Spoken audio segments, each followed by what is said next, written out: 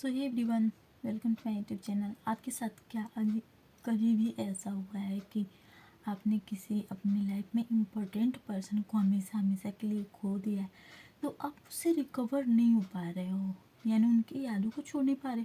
मेरे साथ भी ऐसा हुआ था कि जब मेरे कॉलेज चल रहे थे तो मैं अपनी दादी से बहुत ज़्यादा जुड़ी हुई थी, और मुझे ना जब उनका डेथ हुआ मैं अचानक से बहुत ज़्यादा टूट गई थी, और मैंने तो बहुत 2-3 साल तक दवा भी खाया, डिप्रेशन में चली गई थी, क्योंकि मैं बचपन से उनके ही साथ रहती थी।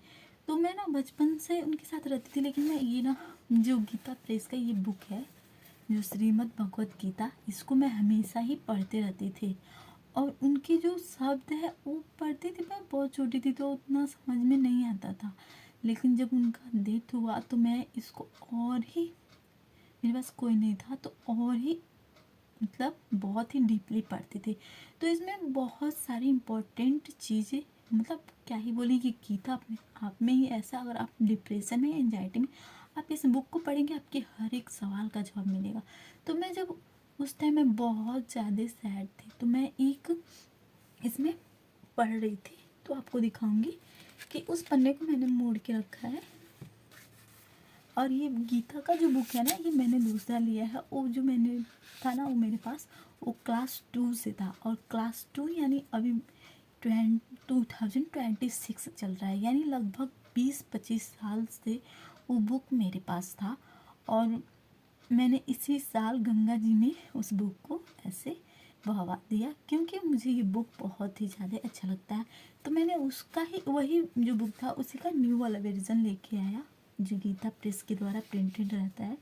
तो मैं आपको बताऊंगी कि कैसे, अगर आप बहुत ज़्यादा सैड हैं, किसी इंसान को आपने खो दिया लाइफ में हमेशा हमेशा के लिए, तो कृष्ण जी जो हैं, जो अर्जुन को संदेश दिए थे, जब अर्जुन जी युद्ध में लड़ने के लिए नहीं जा रहे थे, क्योंकि उनके खुद के जो अपने थे उनको ही युद्ध में मार के फिर राज्य को हासिल करना था। तो उस टाइम कृष्णा जी ने उनको समझाया था अर्जुन को कि हे अर्जुन, आत्मा किसी काल में भी न तो जन्मता है और न ही मरता है, और न ही यह उत्पन्न होकर फिर से होने वाला है, क्योंकि यह अजन्मा, नित्य, सनातन और पुरातन है। शरीर के मारे जाने पर भी यह नहीं मारा जाता। ठीक है। तो मैंने इस बुक से ये सीखा, जब मेरी दादी का डेथ हो गया था, तो कि आत्मा अमर और अजर है, और यह ना तो जन्म लेता है और ना ही मरता है। शरीर मर जाता है और वही जन्म लेता है। फिर आगे हम पढ़ेंगे, हे पृथा पुत्र अर्जुन, जो पुरुष इस आत्मा को नाश रहित, नित्य, अजन्मा और अव्यय जानता है, वह पुरुष कैसे किसी को मरवाता है और कैसे किसी को मारता है। तो मुझे ये, जब मैंने ये पॉइंट पढ़ा तो मुझे समझ में आया कि हाँ, सच में जीवन का सत्य तो यही है। जैसे मनुष्य पुराने वस्त्रों को त्याग कर दूसरे नए वस्त्रों को ग्रहण करता है, वैसे ही जीवात्मा पुराने शरीर को त्याग कर दूसरे नए शरीर को प्राप्त होता है।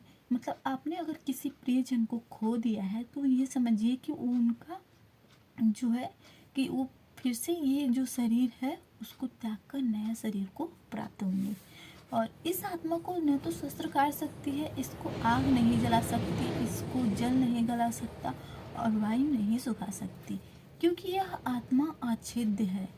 यह आत्मा अदाय है, यानी इसको छेद नहीं सकते हैं और आत्मा को जला नहीं सकते हैं। अक्लेश है, निसंदेह अशोष्य है, यानी ये सूख नहीं सकता है आत्मा। तथा यह आत्मा नित्य, सर्वव्यापी, अचल, स्थिर रहने वाला और सनातन है।